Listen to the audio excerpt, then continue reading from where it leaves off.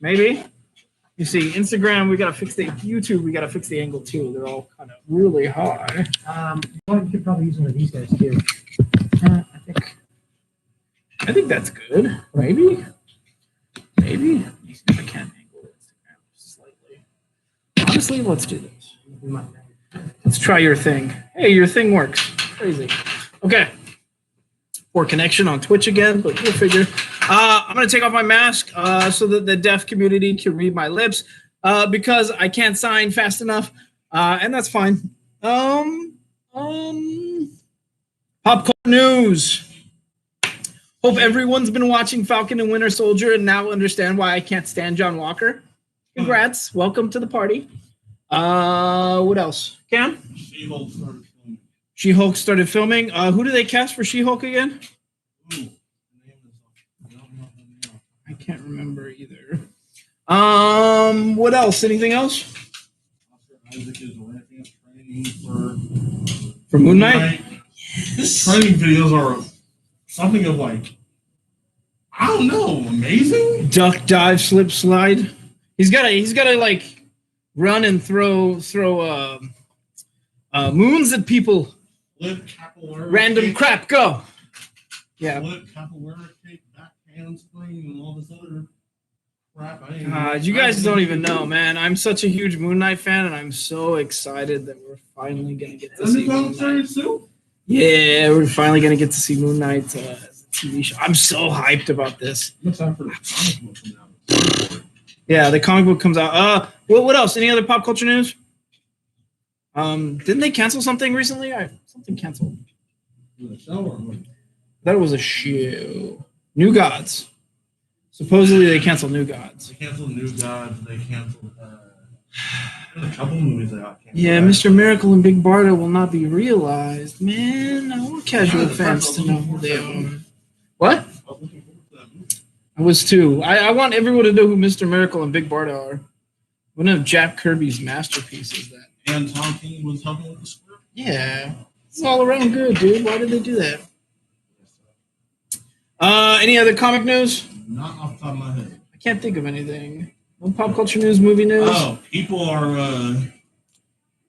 that Batfleck movie is starting to catch some fire as far as fans. Oh, Batfleck. Yeah, maybe. Deathstroke versus Batman movie. Maybe we'll see it. It'd be Snyder directing it, right? They would. I think they're trying to get people on. Yeah, Ben Affleck was a good Batman, and what's weird is like he was the one I was the least sure about. Right. And yet, I was totally sure about Clooney, and Clooney was like, "Let's not get started." We can't blame Clooney for that. Let's blame Schumacher for that one. He said that he's never even seen his Batman movie. Oh man. Okay. Let's get into it. Johnson, Godlewski, and Eltab's name, Eltabe. We're talking about Superman, issue number 30. Also featuring Tales from Metropolis. Now, I'm going to preface this by saying I really love the art on this new Superman run. It's really good. Last issue, Jonathan Kent, who we know has hung out with the Legion of Superheroes, he was claiming that Superman does not exist past this certain event. And yet, Superman came out on top and survived. So we don't know really what that means other than this is, potentially a new timeline. Now, we did know that the Future State stuff basically, ever since, not Future State, Death Metal, Dark Knight's Death Metal, every timeline now counts as continuity. Every part of the Omniverse counts as continuity, which is every story imaginable, which is really, really cool. We've been questioning, does that mean Marvel counts as the Omniverse? Well, the Omniverse is supposed to be greater than DC, so possibly we're sort of unsure where they're going with that, and it's kind of beautiful to see. So even if this is another timeline, even if Jonathan Kent is attached to something different here from here on out, it still counts as continuity, oddly enough, so we're going to wait and see. Is it good? Yeah, it was a great story. Honestly, I had a good time with this one. It's got sort of a there is an alien theme in this that reminds me of something else. And then the second story centers around, get this, Cam, Ambush Bug. Have not seen Ambush Bug in a long time. Oh, you've never heard of Ambush Bug?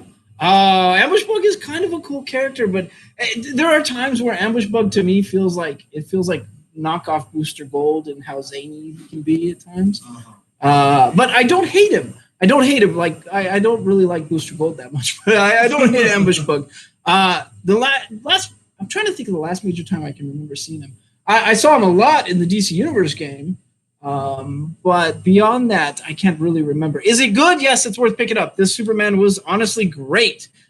But keep in mind, I didn't like the Bendis run of Superman, so yeah, anything that comes after that sounds great. Weird, right? I like Bendis for new characters. I don't like his older characters. Next is Cloonan, Conrad Moore, and Bon Vidon. We're talking about Wonder Woman, and this is really Wonder Woman crossed with Norse mythology. Now, keep in mind, we know that the Norse mythos is not that strong in the DC universe. We had what was it? Endless Winter. Yeah. Endless Winter. Norse gods pretty much attacked the DC universe, and people were like, "Are these your gods?" And they're like, "No, I thought those were your gods." They were a little confused. This is Wonder Woman wakes up in Valhalla, and she's fallen in love with someone who eventually dies. She's every day she's fighting and sometimes dying in combat only to wake up and feast in Valhalla. And this one involves Thor, but DC's version of Thor. Yeah, so he's kind of a bit more pompous than Marvel's Thor, which I didn't think was all that possible at times. But it was a good time. I had a really good time with it. It's just the way it's told is a very fairy tale-esque, or I guess I shouldn't say fairy tale-esque, Norse mythos-esque. Ratatoska's in there, if you know that he's the god of chaos. That's a giant squirrel. And they're dealing with other Norse gods like Nidhogg, which is a giant serpent, and so it's very Norse mythos-esque. So if you like that sort of thing, or you're a Thor fan and you're looking to jump in on something DC, that is your jam right there. Next is issue 7 of King, Fornes, and Stewart's Rorschach. Now, keep in mind this Rorschach is all over the place. The main gal they just called the Kid. They have given her a name. Her name's Hannah, I believe. And she's convinced that the space squid that occurred in Watchmen was a real. Oh, why is somebody going to call me? Of course, hang on, guys. Gray Machine Comics. No, we do not. No. We do not. Huh? Yeah, you too. Anywho, let's see here.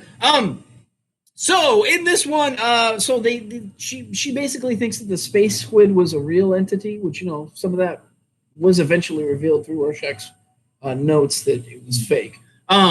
Meanwhile, she references Watchmen, and she keeps convincing men to wear the mask of Rorschach and become a new Rorschach, or saying that they were Rorschach all along. It's a very, very strange tale. Now, I'm going to tell you that this tale gets even weirder because there is a character whose name in it is Meyerson. I think his name is Will Meyerson. And Will Meyerson is into spirit recording or, what's it called? ELF phenomenon? EVP phenomenon. Electric voice phenomenon. That character, I'm going to tell you who that's referencing in a second. There is another character in this that is flat out called Frank Miller. Now, they call him flat out Frank Miller because, this is a DC title brand, and I'm guessing King is just giving tribute to it. But the character revolutionized Pirate Pontius in his series called The Dark Fife. Yeah, The Dark Fife. So it's Frank Miller and The Dark Knight. The King is overtly referencing that creator and that comic in this. Now, the Will Meyerson character, he's not overtly recognizing, but that is pretty clearly Grant Morrison.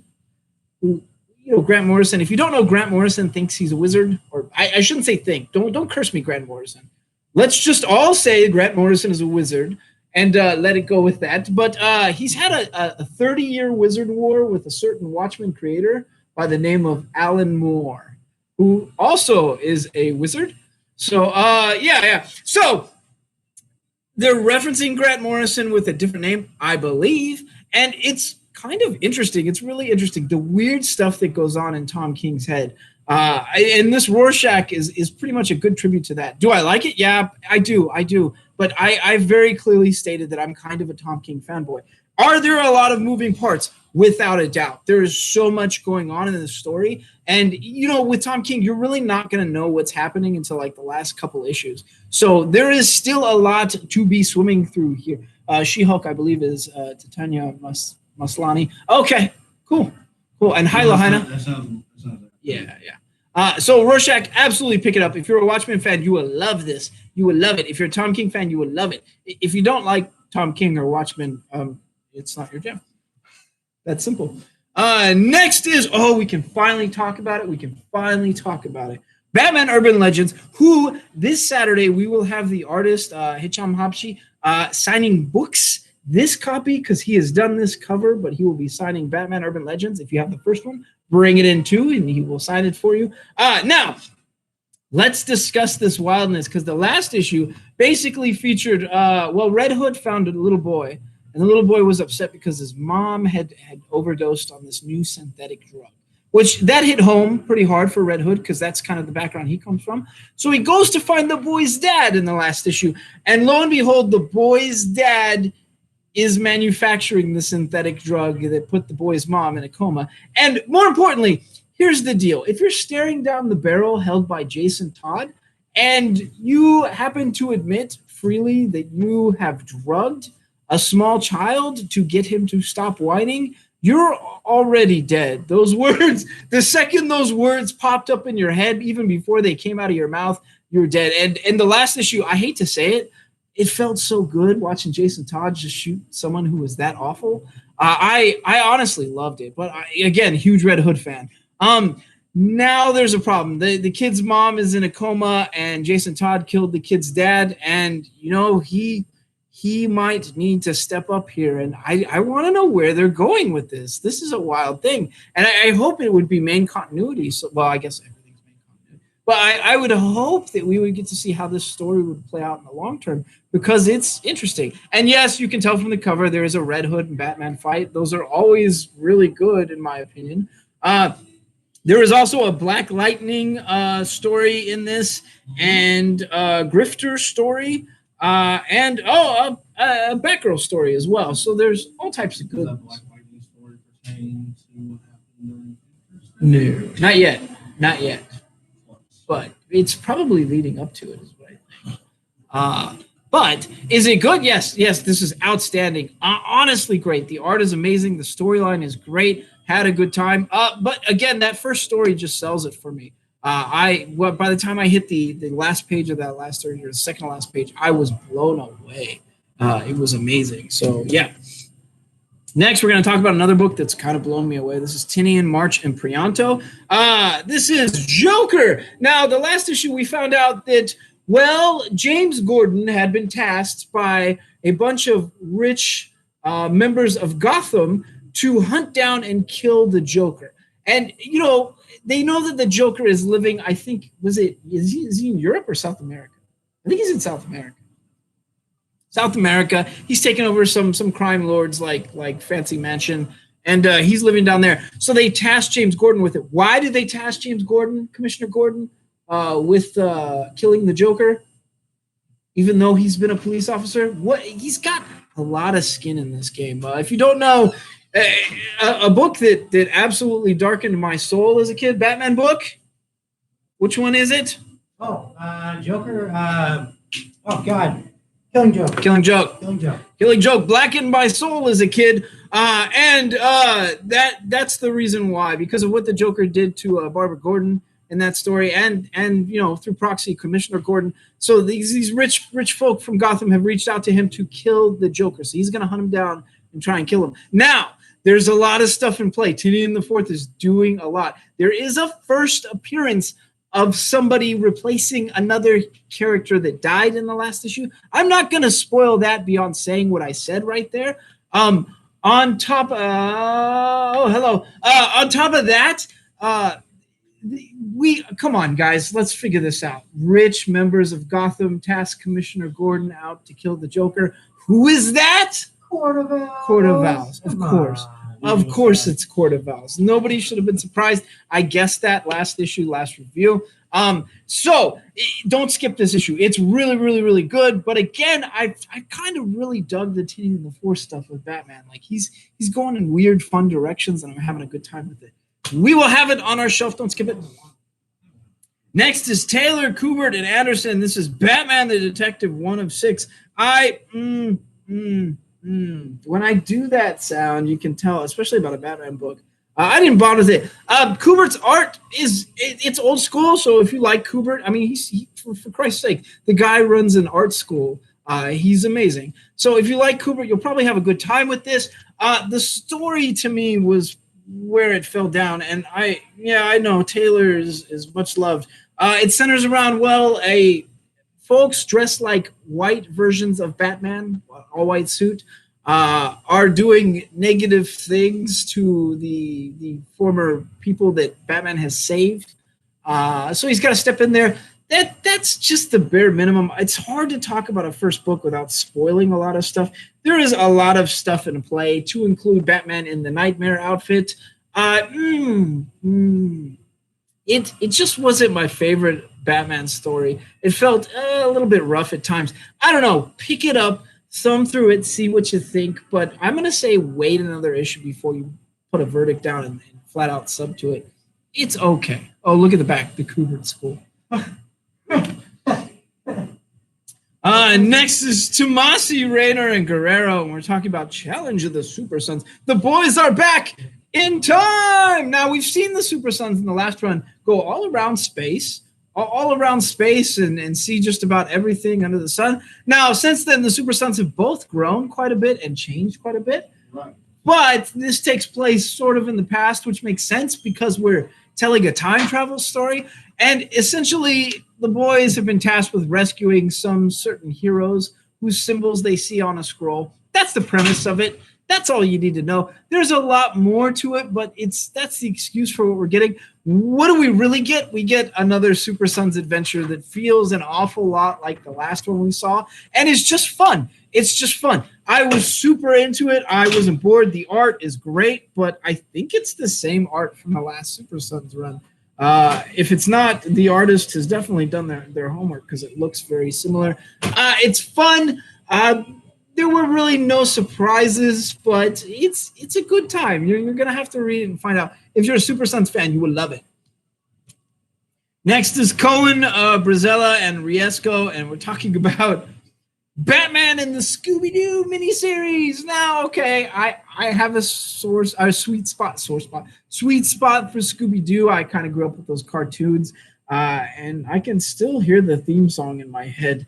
And this Batman that you're going to get in here is it's Batman 66, which only makes sense if they're going to cross over any of the Batman branding with Scooby-Doo. It's going to be that one. And they're tasked with finding Batman's secret missing gloves. Some of his gloves have been stolen. They're gonna try and help him figure out the crime. Now, does Batman really need help from the Scooby-Doo gang? Probably not. There's some ulterior thing going on here, but it's a good excuse to cross over, and it's kind of fun. And I wasn't bored. Now, I think that anyone would love this? No, I think you either have to be it's kind of a nostalgia play, or maybe you could give it to a younger kid and not feel so bad about giving them a Batman book, because some of them are dark these days. That one's really good and kid appropriate. Next is Scott Snyder, Francesco Francavilla, Tula Lote, Ricardo Lopez Ortiz, and with Dave McCaig, and we're talking about American Vampire 1776. Now, the last issue, there was a giant betrayal in that all the main characters sort of like lost the fight and left us on a cliffhanger. Do we get a wrap-up on that? Not yet. It's Scott Snyder. You know he's gonna throw the plot line in another direction and stall it out for another book. But we do get some answers, and oddly enough, like the American Vampire art has been really, really good. But I will say the first 4 or 5 pages of this issue, the art was outstanding. And I don't know what style it was, but I was addicted to it. That style was wicked cool. And they are tying some of the forefathers of our country to vampires, which they've done that in the past. Is it good? Yeah, it's great. I wasn't bored. The storyline's fun. I do not believe you should jump in on this issue. However, I think you should go back quite a ways, like 3 or 4 issues before you jump in. If you are reading this, you will not be disappointed, though. I'm just you guys know how Scott Snyder writes. Scott Snyder, his formula is do something exciting, leave it on a cliffhanger, let people wait for an issue or 2, and then do some more exciting stuff. Next is, well, it's Jules Verne's Lighthouse, and this is David Hine, Brian Haverly, and Gerard Van Dyke. If the art looks familiar, that's because I believe that's the exact same team that was on The Marked. And is it good? Well, it involves a space station that's on the edge of space in a particularly dangerous part, and their entire job is to be, well, a lighthouse and warn spaceships that they're going too far or they can't pass through this area, and they'll be killed. Meanwhile, they get attacked by space pirates, because why not? There is a lot of action, and it feels like they just didn't need a lot of excuse for actions. But what you're getting in this is it's a space swashbuckler story, and it's fun. More importantly, the art is that Marked art is so good. It's like candy for my eyes. I can't get enough of it. You get more of the Marked art in this. Now, I will say that the way the artist draws, some of these characters look ridiculously similar to how they looked in Marked. Is that bad? No. I absolutely love that art. The art alone is worth buying this piece. But the stories, it's pretty good. It does kind of feel like an excuse for action, but it's not an excuse that bored me. And there was plenty of action to go around. So I think as far as indies go this week, you can't really go wrong with that. Now, another book you absolutely could possibly go wrong with that I didn't like very much was Eschenbach, Level, and Sharon, and this is Chained to the Grave. Now, I'm not saying I didn't like it because of the writing. The writing was pretty good. It's a weird story. Involves a guy coming back from the dead, people chasing his gold, and a boatload of magic. Now, here's the kicker, and here's what weirded me out. The art is very Saturday morning cartoon. I mean, like, really Saturday morning cartoon. The story is really gritty and dark and messed up, and just it doesn't fit the art at all. And I don't know how to explain it otherwise. You have to read it. It gets weird, and there's a lot of moving parts. And the first issue was pretty weird, but I was like, oh, it went a completely different direction at the end, and I don't hate it. The second issue is there's just so much going on, and at times it was a little confusing, and it was weird, very weird. So if you like the first one, maybe thumb through the second one before you commit. Maybe they're going a different direction, but I don't know. It felt like the art clashed with the story, and it was not my jam. That's all I'm going to say. Next is, here's another one. This is a variant, though. Who wrote this? This is a variant, so here we can say. This would be Noto is the artist, and the writer, Zdarsky. Of course. The writer is Zdarsky. Spider-Man, Spider's Shadow. If it's backwards for you guys, I'm sorry. But Spider-Man, Spider's Shadow. Now, this centers around what if Peter Parker never gave up the symbiote? What would happen then? And I think we all sort of knew that if Peter Parker hadn't given up the symbiote, things would have gotten dark. You know, no pun intended, considering it's Venom symbiote, but things would have gotten pretty dark, and that's what you're getting in this. I can't spoil too much of it. I don't want to spoil too much of it, but it centers around, well, a pretty peak. I guess in the comics, it was a wild moment between Hobgoblin and Spider-Man, and one of the people that he's in his life. Now, if you know that moment, you also know that they swapped Green Goblin in that moment, I think, in the movies. So, yeah. It centers sort of around that moment and how bad it would have gotten had Spider-Man not given up the symbiote. So is it good? Yeah, it's great. It's awesome. The art is good. Zdarsky is fun. But I have to preface this by saying it's dark. Like, the end of it is wow. So it's sort of knocked me off my feet, I guess you could say. I'm still going to read it. I'm still going to love it. I just, I don't know. It's seeing Parker go those dark directions kind of hurts me internally. But it is what it is. Next is, well, this is the world's fate rests with the worst person on it. And this is Remender and Mobili. And that is Scumbag. Now, I have loved everything about the story. It centers around, well, what if a secret agent was in a fight and went to inject himself with some secret formula that was going to make him into a super agent and got the needle mixed up with a drug addict who then took his secret formula.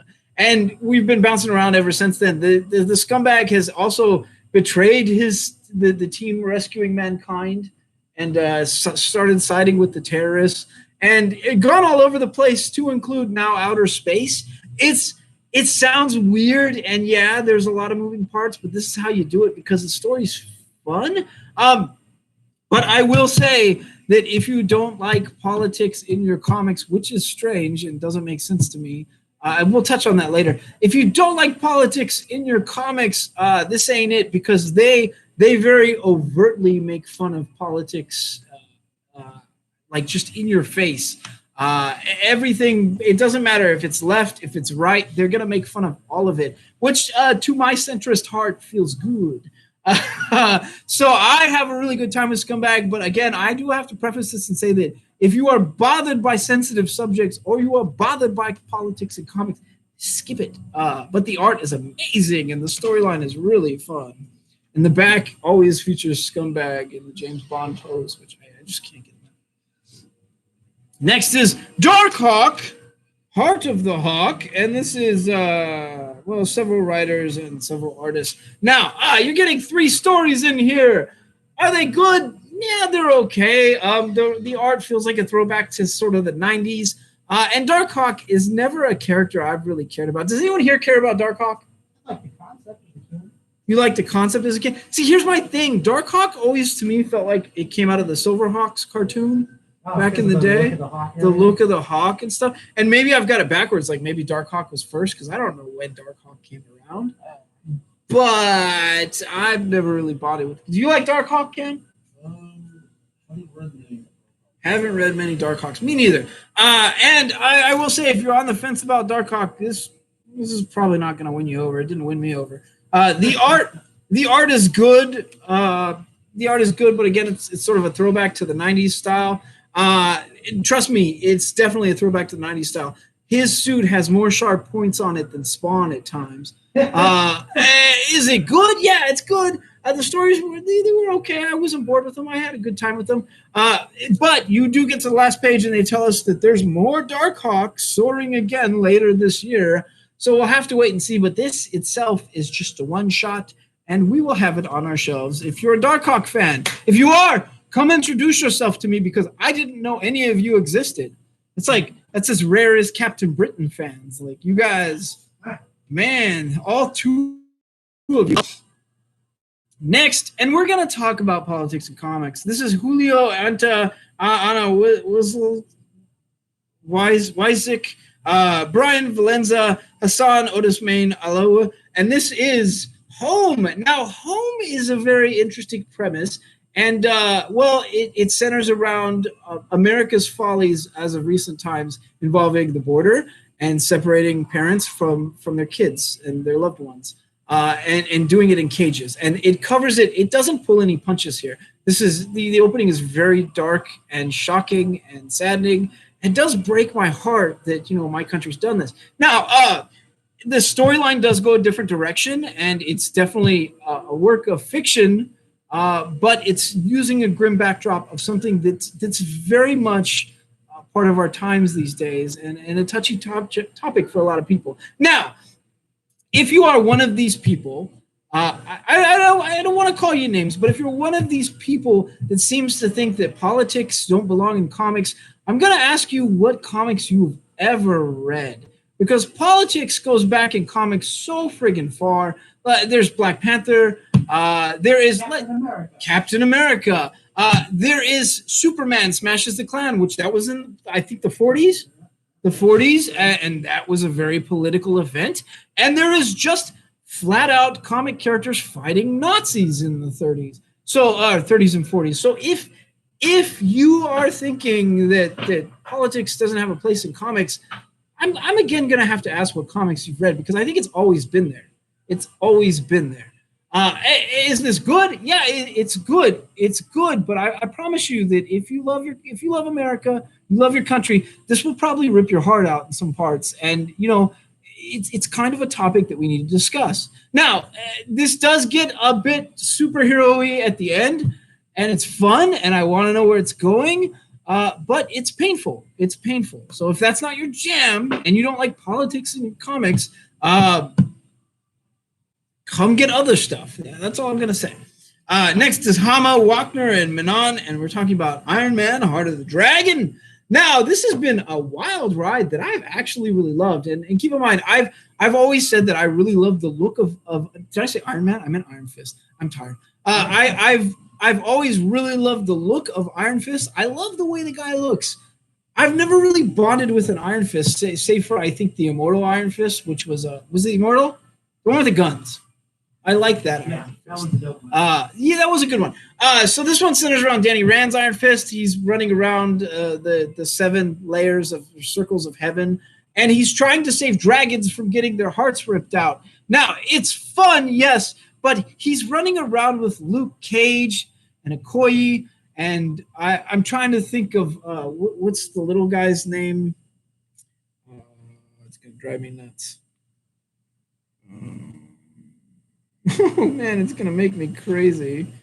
Anyways, he's running around with them, and to me, it feels like they take center stage in this Iron Fist book, and it's fun. I've laughed multiple times while reading it. There is even a spider dragon, which is all types of wicked to me, and it's going in different directions that I didn't expect. The storyline's really, really fun. There is a lot of moving parts and a lot of different characters, but they work really, really well. So don't skip this if you are an Iron Fist fan. Don't skip it if you're a Marvel fan. It was fun. It was really fun. I didn't pick a DC pick of the week. Oh, it's Batman Urban Legends. Put that down.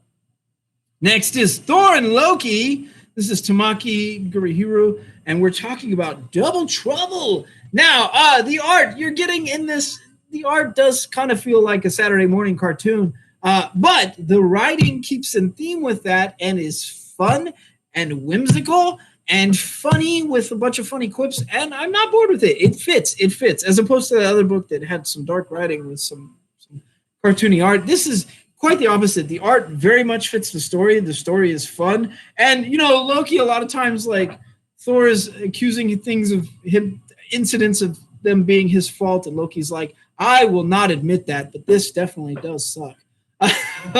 So it works. I'm having a good time, and this issue in particular centers around them trying to solve the problem of, a rampaging dragon, and they definitely made it worse by the end of it. So it's pretty fun. Don't skip it. Next is a facsimile comic. This is Delancey, Friedman, Purcell, Marcos, and Farida, and this is Star Trek: The Next Generation: The Gift. If you can't tell from that cover, yes, Q is in play, and yes, Q is up to his antics. That's what you get. You get a bunch of older style Next Generation Star Trek comics. It's centered around Q and the what's this continuum called? The Q continuum. It's just the Q continuum. Yeah, his continuum. So it's fun. I had a good time with it. If you don't like older style newsprint comics, you might not like it. That's the stuff I grew up with, but I can imagine like some of the younger readers coming up and being like, it's not really my jam. Retro, man. Retro, yeah.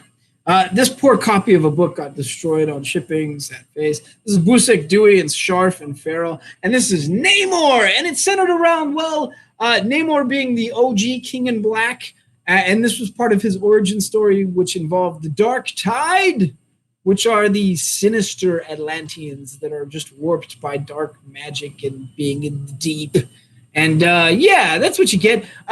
What I will say is there was a lot of action in this story, like just a lot. Like there was just, it went one way and then another way and then another way. And they were just pretty much running and screaming from the Dark Tide, it felt like the whole time. It does get resolved. It was fun. I had a good time with it. Thoughts, Cam, because you're the Namor expert? It's been nice to kind of see how he Who he is, yeah, and there's a lot of reasons why he's a bit ruthless at times that is sort of explained in this. Now, did it have a lot to do with the King in Black? No. Not really, unless you look at the fact that Namor technically is the King in Black for the Marvel universe. He's always sort of been associated with that title.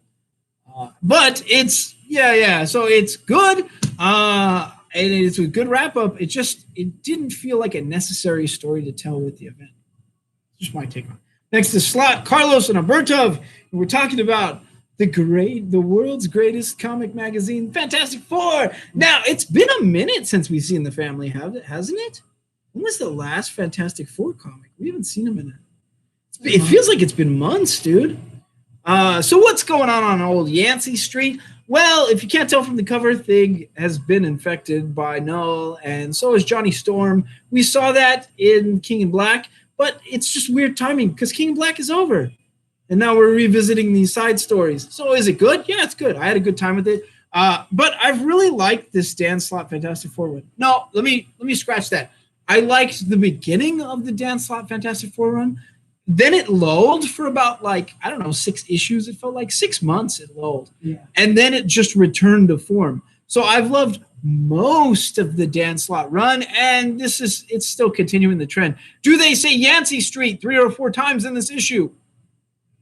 Oh yeah, of course. That's just their jam. But don't skip it. If you're a Fantastic Four fan, you will absolutely love that. There is plenty of action in that, and quite a lot of twists actually too. Next is Zdarsky, Chichetto, and Manez, and we're talking about Daredevil. Now, I got to tell you that Chip Zdarsky is really very quickly becoming one of my favorite writers. And Daredevil, I had struggled with reading Daredevil these past couple years because it just felt like it was just like, oh, Murdoch's given up the mantle. Oh, the mantle's haunting him, and then he comes back to the mantle, and that's just what it felt like. And yeah, I know it's always been a clash of faith, and his nightlife, I guess you could say. So yeah, we are getting sort of that story in place, but we're also getting a really awesome Elektra Daredevil story at the same time. I'm just having the absolute best time with Chip Zdarsky. So even though he's sort of doing something we've seen before, he's taking it in new directions, and it's just been fun. Plus, I think the last issue ended with Murdoch being poisoned in prison, which, yeah. So he immediately knew he was poisoned and immediately decided, and he's being set up to be killed is what's going on. It's prison. It's prison. Is this issue fun? Yeah, it's great. It's honestly outstanding. It's exactly what I wanted out of Matt Murdock, and it's exactly what I wanted out of it's just another Daredevil, but Daredevil Elektra. I don't know what she's just Daredevil. Delectra. I love it. I'm honestly, this Zdarsky run of Daredevil is outstanding. And if you're standing on the fence or you're waiting to dive in, trust me, don't jump right in on this because it's just damn cool. Next is Al Ewing, Juan Ferrighi, and Federico Blies, and we're talking about Guardians of the Galaxy. Now, I don't know what was up with this art, but the cover and the first few pages, yeah, it feels like a 90s throwback, but the first few pages I was like, what is going on here? And I think I openly said that out loud, and Cam was like, why? What's wrong with the art? And I got 3 or 4 pages in and was like, oh, okay, I'm cool with this now. I'm not sure what it was, but the first couple of pages just kind of rubbed me the wrong way. But it's technically sort of a new story arc that the team's shifted around again. And they're now we've got Star-Lord as actual Star-Lord, and Rocket has made some upgrades to his weapons, which how he has definitely made upgrades to his weapons. We do have the OG team back this time with Moondragon and Nova, which honestly makes sense for Guardians. If you know Guardians, it's just perfect sense. So I'm loving this. I don't know, old school team dusted off new school team sort of. The writing's great. In this issue in particular, they're still sort of dealing with the Kree-Skrull alliance and some fallout from that. It's good. I'm loving the space politics, and I think my favorite part about all of this is Quill being an actual Star-Lord, which we have not seen ever. He's been badass at times, but he's still Peter Quill, goofy guy. We've never seen this kind of Star-Lord, and I'm loving it. Next is Sax, Villanelli, and Prianto. And oh God, we need to talk about this. I have not liked Star Wars Bounty Hunter at all. Bounty Hunters. I've hated it. I don't like Valance. Is his name Valance? Valance? Valance, something. Basically, he's Space Terminator in Star Wars is what he is. I don't like the character. I haven't liked the twists. But they're building towards Bounty Hunter War, and I got to tell you, this entire issue centers around Boss K, which I know absolutely very little about Boss K. I seem to remember some of the Legends universe, the expanded universe in the comics about Boss K, but not much beyond that. Primarily, I just knew him as that really cool Trandoshan that was standing near Boba Fett in Jabba's palace. Now, we're going to get a whole issue centering around Boss K and just how brutal and messed up he can be during a bounty hunter event that is known as the Great Hunt, where a bunch of bounty hunters basically converge to hunt a target. And it's brutal. And generally, when the Great Hunt goes on, most of the galaxy gets the hell out of the way. Boss K, look, I'm going to tell you flat out, the way Boss K attacks people and kills people and dismantles stuff, it feels like Star Wars version of the Predator. It honestly does. And it was awesome. I read it and was immediately like, I want an entire series centering around Boss K. Don't skip it. It was amazing. If you have not liked this Bounty Hunters run, believe me, I empathize with you. I share your sentiment. But this issue was amazing. Don't skip it. And we're building towards the Bounty Hunter War. So if you've been unsubbed, maybe go resub for the Bounty Hunter War stuff, because trust me, something good is coming. Yep. Oh, we missed FOC then. Next is Donny Cates, Nick Klein, and Matt Wilson. And this is the finale of Prey, also known as, I don't know, the Thor War. What do we call this? We have Throg. We have the dog Thor, who's also called Thor. We have, who else is in it? Lockjaw. Lockjaw tends to hang out with, he does tend to hang out with Thor these days. We have Beta Ray Bill, one of my favorites, who has been underpowered and is looking for a new weapon. We have Odin in play. We have Sif in play. We pretty much have anyone ever tied to Thor fighting the biggest villain of all, Donald Blake, former Thor? Yeah, that storyline is just wicked. And Donny Cates, once again, is waiting for the Bounty Hunter War. Yes, please do. It's going to be amazing. This Donny Cates run on Thor has been just stellar, outstanding. I don't have enough good adjectives to describe how much I love this Donny Cates Thor run. The art is outstanding. This issue in particular, the wrap-up to Donald Blake, not only will it be changing part of the Thor mythos from here on out, but the way they ended Donald Blake, the way they dealt with the situation made perfect sense, and I loved it. I loved how it ended. So if you've been loving this Donald Blake stuff, honestly, if you haven't, you better check yourself and make sure you have a pulse, because you're probably dead if you don't like this Donny Cates Thor run. But if you've been loving it, trust me, the goodness does not stop with this issue. It's outstanding. As a wrap-up for this event, which I'm going to call the Thor War because I like that, was amazing. It was outstanding. Next is Waters, Wingard, Bidikar, and Mueller, and we're talking about issue 5 of Homesick Pilots. Now, first of all, let's talk about the art. I've loved the art. It's very much 80s. It centers around a punk band. They're heavy on pinks. They're heavy on blues. The art is outstanding. But it's that Boom Studio art that, if you like it, already you like it. You know what you're getting from it. Is this Image? Oh, it's Image. Whoops. But it feels like that Boom Studio art. That Boom. What is it? It's called Boom. The one, the branding with all the, I can't remember what it's called. It's not. It's Boombox. Boombox. That's what it feels like. It feels like Boombox art. This has been really awesome. It basically a gal who was a lead singer in the punk band. She had to gather artifacts that were haunted and bring them back to this haunted house that is very vindictive. And look, I'm not going to lie, and I'm going to spoil something for you. So if you don't want it spoiled, mute for about 20 seconds. But this issue has a haunted house kaiju VHS tape fight.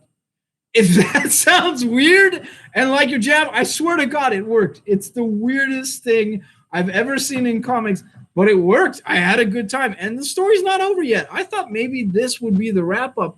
No, we're going to go into another direction that's going to feature something else pretty wicked. So Homesick Pilots is just a story that is just wild and weird and pretty much a testament to what good indie comics should be. And so I'm having a good time with it. And I'm going to call it, that's my indie pick of the week right here, Homesick Pilots. Indie pick of the week. Next is Percy, Eaton, Mayer, and Wilson.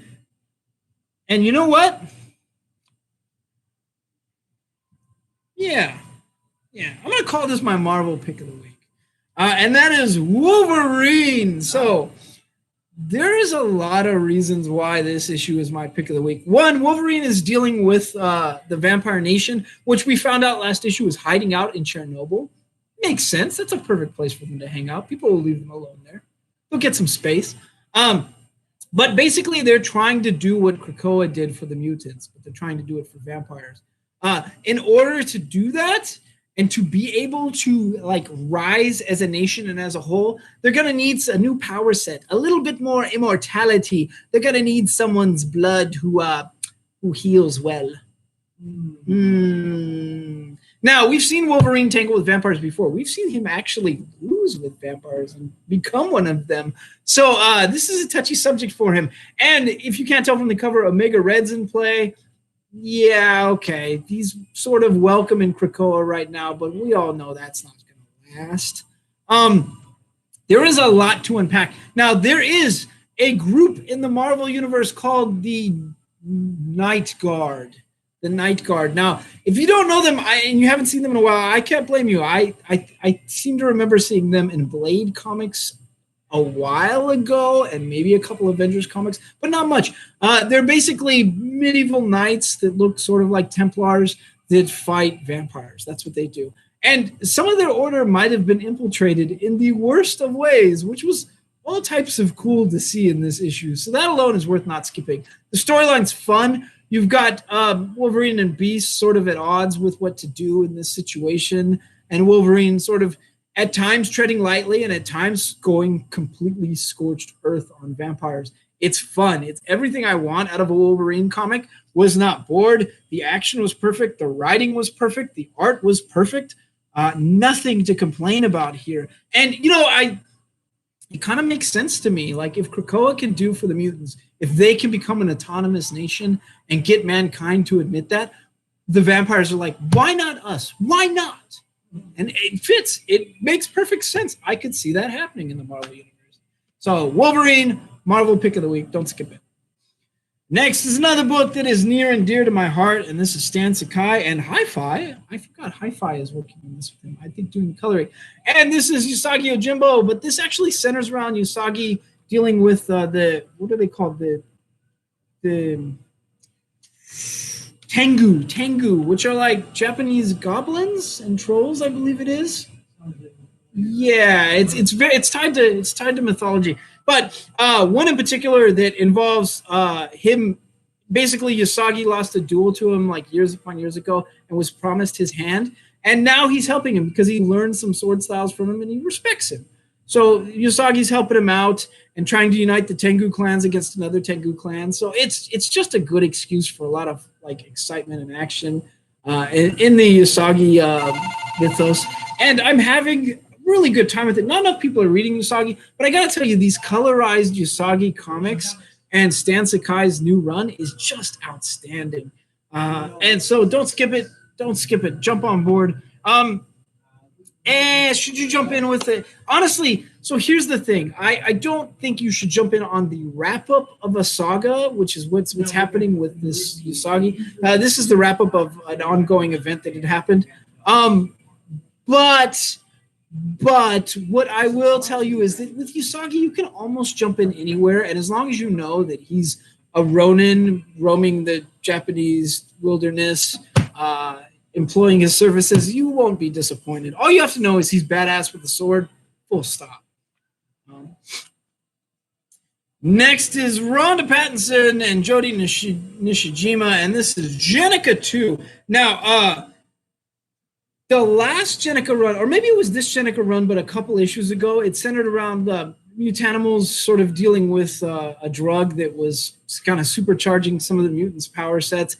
This one actually deals with, Jenica's past. She used to work as an assassin for the Foot Clan, and she wound up killing a mafia don, and she's befriended his son because she feels guilty about all that.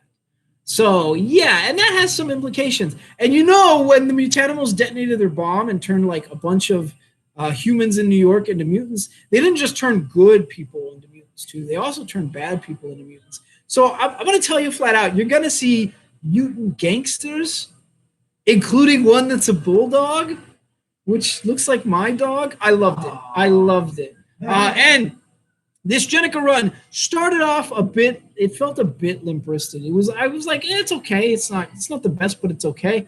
But the last few issues have been just amazing. It felt like somebody was sort of dusting off part of the old school TMNT mythos and then doing something new with it, which is exactly what Jenica should feel like. So if you've been on the fence about Jenica, I don't think you should get the wrap up, but go back a couple issues and don't skip on this. If you like TMNT in any form, this Jenica stuff is really, really good. We'll have it on our shows, I promise you. And that's our show for this week. My God, Twitch, I made it. We almost died, Twitch. I'm on like 4% power, but we made it. I'm going to be putting my mask back on. I love you all. And wait. So Lost with the new Wolverine. Bring back the Wolverine Black, White, and Blood run. Oh, okay. You like that Black, White, and Blood run. Okay. I thought it was okay. Yeah, we'll have the trade. But that's our show for this week. And we'll see you next week. Do we have anything else? Oh, this weekend. So Saturday, Hicham Habshi, what time? 3 o'clock. 3 to 6. He will be here signing books, signing Batman Urban Legends, and trust me, his art is amazing. Apparently he just sketched this in like just a couple minutes or something here, and that is just outstanding. If you guys can see it, it's pretty light. I think I've showed every stream that. So that'll be happening this week, and we will see you next week. Yogi's gonna do the dance. Do the dance. Right. End.